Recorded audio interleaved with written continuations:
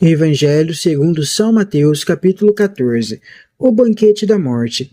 Naquele tempo, Herodes, governador da Galiléia, ouviu falar da fama de Jesus. Disse então aos seus oficiais: Ele é João Batista, que ressuscitou dos mortos. É por isso que os poderes agem nesse homem. De fato, Herodes tinha mandado prender João, amarrá-lo e colocá-lo na prisão. Fez isso por causa de Herodíades, a mulher do seu irmão, porque João dizia a Herodes: não é permitido você se casar com ela. Herodes queria matar João, mas tinha medo da multidão, porque esta considerava João um profeta. Quando chegou o aniversário de Herodes, a família de Herodíades dançou diante de todos e agradou a Herodes. Então Herodes prometeu com juramento que lhe daria tudo o que ela pedisse.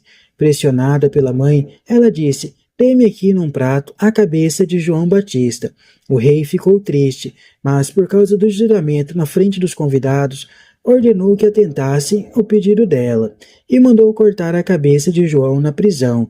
Depois a cabeça foi levada num prato, foi entregue à moça e esta a levou para sua mãe. Os discípulos de João foram buscar o cadáver e o enterraram. Depois foram contar a Jesus o que tinha acontecido. O banquete da vida. Quando soube da morte de João Batista, Jesus partiu e foi de barca para um lugar deserto e afastado.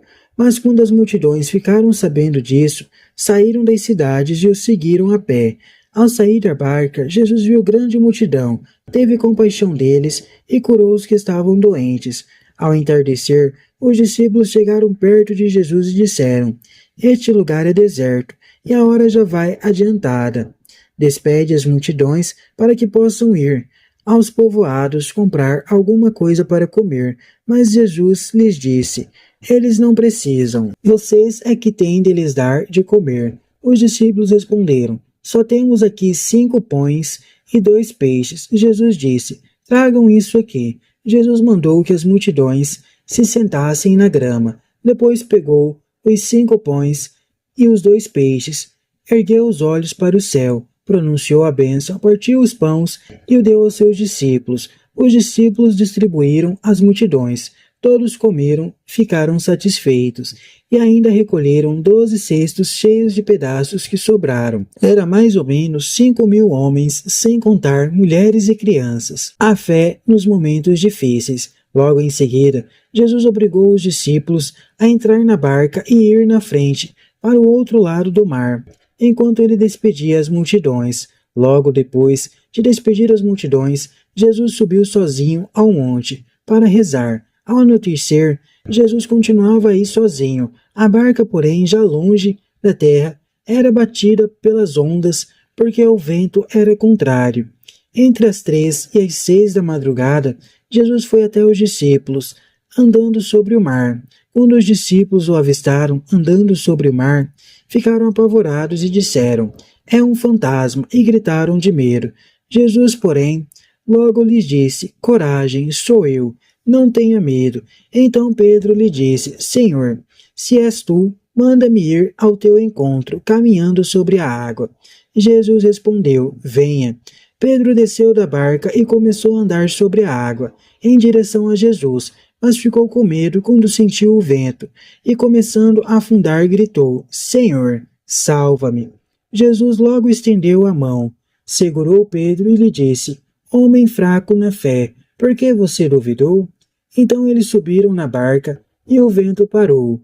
Os que estavam na barca se ajoelharam diante de Jesus, dizendo: de fato, tu és o Filho de Deus.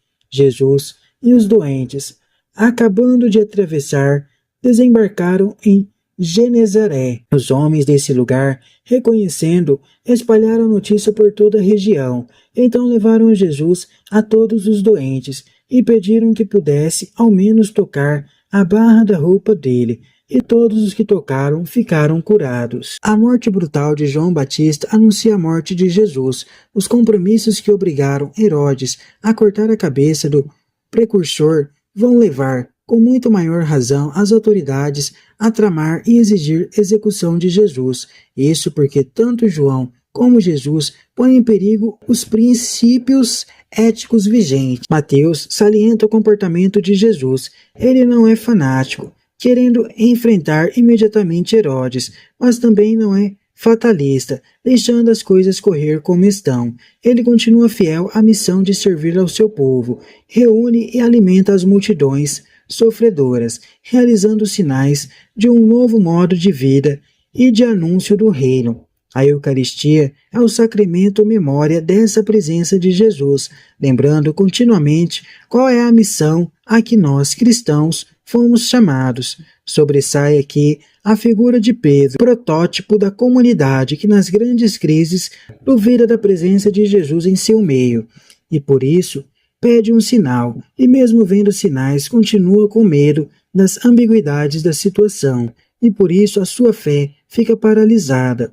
Então faz o seu pedido de socorro. Jesus atende ao pedido da comunidade, mas deixa bem claro que ela precisa crescer na fé e não temer os passos dados dentro das águas agitadas do mundo. Jesus exerce sua missão em benefício de todo o povo, e não de acordo com os critérios e interesses de privilégios ou especialistas da religião. Estes consideravam um escândalo deixar-se tocar pela multidão doente.